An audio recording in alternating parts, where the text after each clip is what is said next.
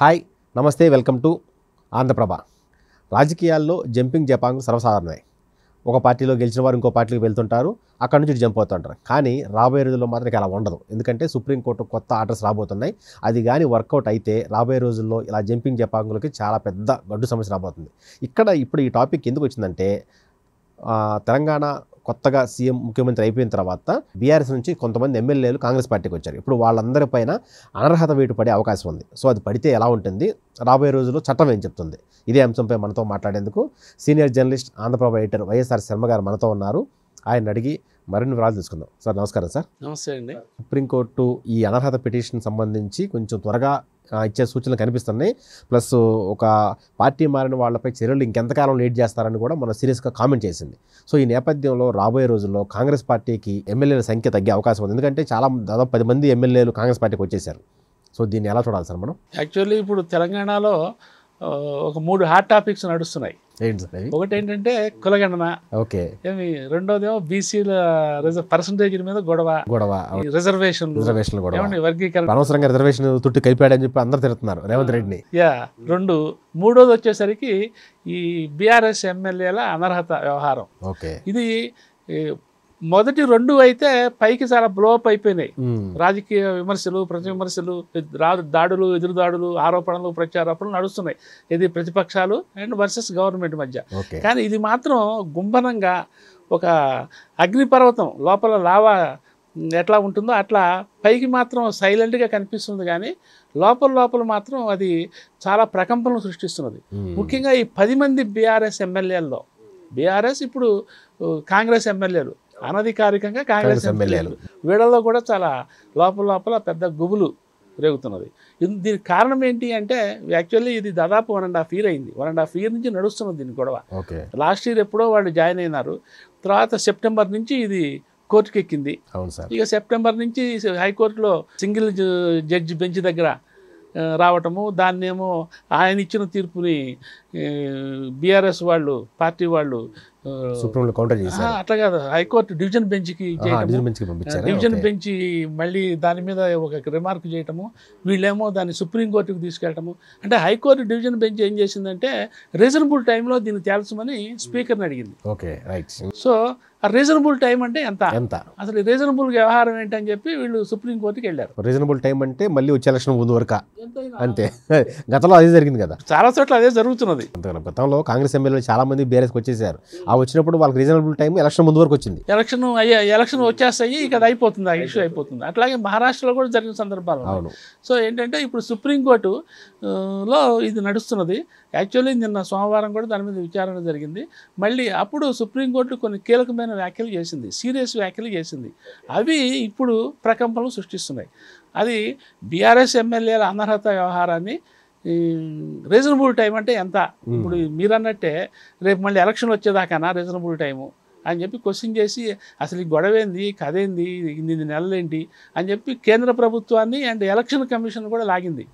మీరు చెప్పండి మీ వ్యవహారం ఏందో అని, దీనికి అదేందో చెప్పమని. అసలు ఇది కరెక్టేనా, పద్ధతేనా, 8 నెలలు దీన్ని ఇచ్చేసి కోల్డ్ స్టోరేజ్లో పెట్టేసి రాజకీయంగా ఆటలు ఆడుకోవడం ఏంటి అని చెప్పి సుప్రీంకోర్టు ఇచ్చేసి రేపు 18వ తారీఖుకి. సో ఇదంతా నిన్నటి విచారణ, సుప్రీంకోర్టు వ్యాఖ్యలు చూసిన తర్వాత ఏంటంటే రేపు 18వ తారీఖు పైసా తెలుస్తుంది సుప్రీంకోర్టు అని టెన్షన్ మొదలైంది. కానీ తెలుస్తుందా లేదా అని కూడా చెప్పలేం. ఇప్పుడు హైకోర్టులో అయినా సుప్రీంకోర్టులో అయినా విచారణ సందర్భాల్లో అప్పటికున్న పరిస్థితిని బట్టి జడ్జీలు కొన్ని కామెంట్స్, వాళ్ళ అబ్జర్వేషన్స్, వాళ్ళ అభిప్రాయాలు జనరల్గా అట్లా వదులుతుంటారు, కామెంట్స్ చేస్తుంటారు. అవి they are not final judgements. మనం వార్తల్లో కూడా, పేపర్లలో కూడా సుప్రీంకోర్టు జడ్జి ఇట్లా వ్యాఖ్యానించారు, సిజే ఇట్లా, అవే యాజ్ ఇఫ్ ఒక తీర్పులాగా మనకు అనిపిస్తాయి. చట్టం వేరు, తీర్పు వేరు, చట్టం వేరు, కామెంట్ వేరు, వ్యాఖ్యలు వేరు. అంటే జడ్జి గారు చేసిన కామెంట్స్ని బట్టి మనం ఏమనుకుంటామంటే ఓకే సుప్రీంకోర్టు అభిమతం ఇలా ఉంది కాబట్టి ఇటువంటి తీర్పు వచ్చే అవకాశం ఉంది, ఇందుకు సానుకూలంగా వచ్చే అవకాశం ఉంది అని మనం ఫీల్ అవుతాం. కానీ ఆ తీర్పు రావడానికి ఈ వ్యాఖ్యలకి మధ్యలో చాలా కాలం నడవచ్చు, మళ్ళీ చాలా విచారణ వాయిదాలు జరగచ్చు. ఇది ఒక దశలో చేసిన కామెంట్స్. ఈ ఎప్పటికప్పుడు అటువంటి కామెంట్స్ వస్తూ ఉండొచ్చు. కానీ నిన్న చేసిన కామెంట్స్ని బట్టి ఏంటంటే బీఆర్ఎస్ కూడా చాలా ఆత్మవిశ్వాసంతో ఉంది.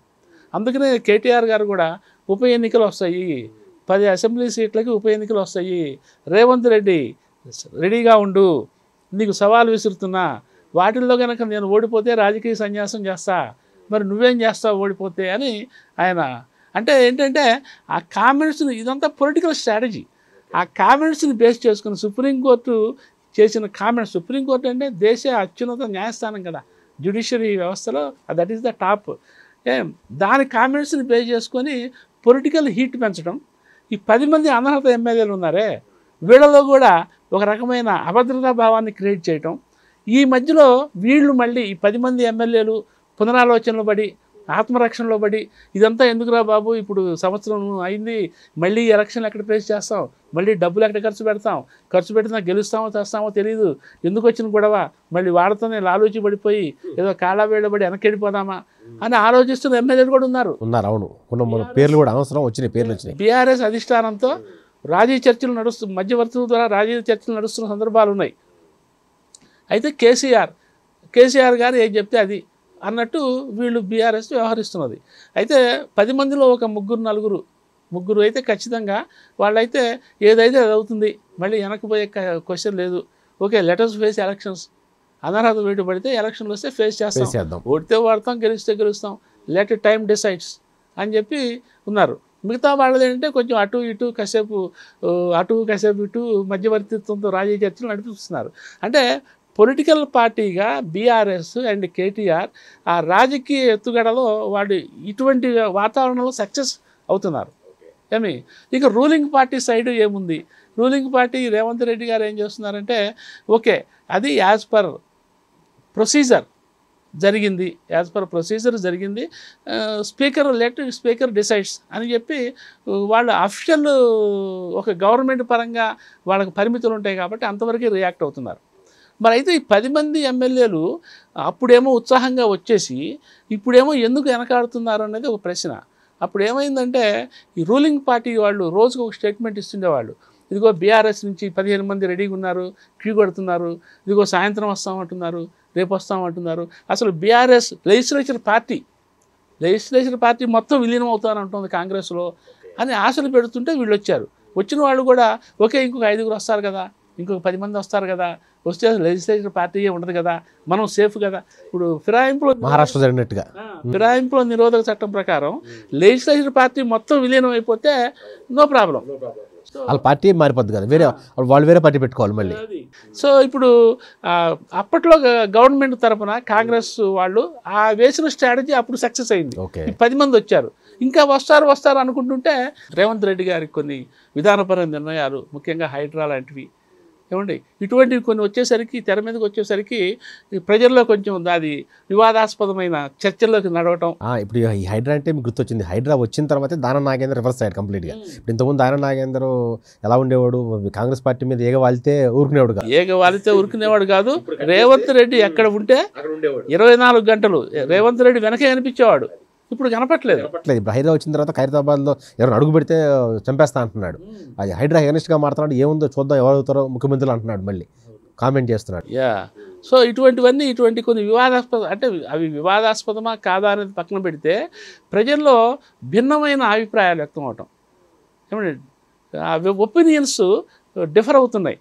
సో ఈ నేపథ్యంలో ఏంటి, ప్రభుత్వం కొంచెం క్రెడిబిలిటీ క్వశ్చన్ మార్క్ అవుతున్న వాతావరణం కనిపిస్తుంది. అప్పుడు వీళ్ళల్లో భయం పట్టుకుంది, మనం అనవసరంగా తొందరపడి వచ్చామా, ఇటు చూస్తేనేమో ఎట్లా ఉంది పరిస్థితి, అటు సుప్రీంకోర్టు వ్యవహారమేమో ఎట్లా ఉంది, మనం రెంటికి చెడ్డ రేవడైపోతామా అనే పరిస్థితి ఉన్నది. ఇటువంటి పరిస్థితుల్లో కాంగ్రెస్ పార్టీ ఏమో వీళ్ళని సంరక్షించుకోవాలి, సేఫ్ సైడ్ ఉంచుకోవాలి, వీలైతే ఇంకొంతమందిని లాక్కోవాలి. రేపు 18వ తారీఖు లోపు వీలైతే ఇంకొంతమందిని లాక్కోవాలి, కనీసం వీళ్ళు పోకుండా చూసుకోవాలి. ఇటు వీళ్ళేంటి, ఈ 18వ తారీఖు లోపు వీళ్ళందరూ మూకుమ్మడిగా గుంపగత్తుగా వస్తే చేర్చుకోవటమా లేదా, లేకపోతే రాజకీయంగా ఒక సంచలనాత్మకంగా ఎదురుదాడి చేయాలనుకుంటే వీళ్ళ అనర్హులు అయిపోతే ఎలక్షన్లు ఫేస్ చేస్తే ఇక్కడ బీఆర్ఎస్ ప్లస్ పాయింట్ ఉంది. ఒకవేళ ఆ 10 మంది కానీ సగం మంది ఓడిపోయినా కానీ ప్రభుత్వం వ్యతిరేకత ఉందని చెప్పుకునే అవకాశం ఉంటుంది. ఇప్పుడు 10 మంది కొత్త క్యాండిడేట్స్కి ఇచ్చి గెలిపిస్తే వాళ్ళు ప్రచారంలో కూడా వాళ్ళకి మోరల్ పాయింట్స్ ఉంటాయి, వాళ్ళకి ప్రచారం చేయడానికి. ఇదేమో ఆత్మరక్షణలో పడుతుంది, డిఫెన్స్లో పడ్డారు, వీళ్ళేమో ఎదురుదాడి చేయొచ్చు. 10కి 10 మంది గెలిచారనుకోండి, అప్పుడు రేవంత్ రెడ్డి ప్రభుత్వం నైతికత క్వశ్చన్ మార్క్ అవుతుంది. వీళ్ళు ఎదురుదాడి చేయడానికి ఇంకా చాలా ఎక్కువ స్పేస్ వచ్చేస్తుంది వాళ్ళకి. ఇంకొక చిన్న అవకాశం కూడా ఉంది సార్ ఇక్కడ. ఇప్పుడు వీళ్ళకి వచ్చిన సీట్లు 64, ఇది ఎంఐఎం కాకుండా ఓన్గా వచ్చిన సీట్లు. ఒకవేళ ఆ 10 మంది ఇందులోకి వెళ్ళిపోయి వీళ్ళ నుంచి ఇంకో 10 మంది వెనక్కి వెళ్ళి ఎంఐఎం వెనక్కి వెళ్తే పరిస్థితి మొత్తం తేడా వస్తుంది. రావచ్చు కూడా, అటువంటి పరిస్థితి కూడా రావచ్చు. అయితే ఈ మధ్యలో మరి బీజేపీ ఒకటి ఉంది. కాంగ్రెస్ వదులుకుంటే బీఆర్ఎస్ తన్నుకుపోతుంటే మనం చూస్తూ ఊరుకోవాలా, మనకు మార్గం ఏమిటి అనేది బీఆర్ఎస్ డైలమా కూడా. సో అంటే ఈ టర్మ్కి అయితే మాత్రం కాంగ్రెస్ వర్సెస్ బీఆర్ఎస్ మధ్య ఈ 10 మంది ఎమ్మెల్యేల ఇది వ్యవహారం నడుస్తూ ఉంటుంది. ఈ రేపు సుప్రీంకోర్టు తీర్పుతో అనర్హత పడితే వీళ్ళిద్దరూ పోటీ చేసుకుంటారు. మధ్యలో బీజేపీ కూడా ఎన్నికల రంగంలోకి దిగాల్సి ఉంటుంది. కానీ మరి బీఆర్ఎస్కి ఉన్న ఆ ఎథికల్ పాయింట్ అనేది ఈ బీజేపీకి ఎంతవరకు లభిస్తుంది అనేది చూడాలి. ఎందుకంటే ఈ 10 మంది ఎమ్మెల్యేల విషయం బీఆర్ఎస్ వర్సెస్ కాంగ్రెస్ అవును, ఏమి వాళ్ళిద్దరి మధ్యన ఫైటింగ్ ఉంటుంది. ప్రజలు కూడా వీలైనంత వరకు వీళ్ళిద్దరి మధ్యన జడ్జిమెంట్ ఇవ్వడానికి ట్రై చేస్తారు. సో ఈ ఇష్యూ వరకు అయితే బీజేపీ జస్ట్ సైలెంట్ స్పెక్టేటర్గా మాత్రమే ఉండే అవకాశాలు కనిపిస్తున్నాయి. ఈ నెల 18కి తీర్పును వాయిదా వేసింది. 18 తరఫున మాత్రం ఒకవేళ కాంగ్రెస్ పార్టీకి నెగిటివ్గా తీర్పు వస్తే మాత్రం అర్హత వేయబడుతుంది. మళ్ళీ 10 మంది ఖచ్చితంగా పోటీ చేసి గెలవాల్సి ఉంటుంది. మరి రాబోయే రోజులు ఏం జరుగుతుందో చూద్దాం. Thank you.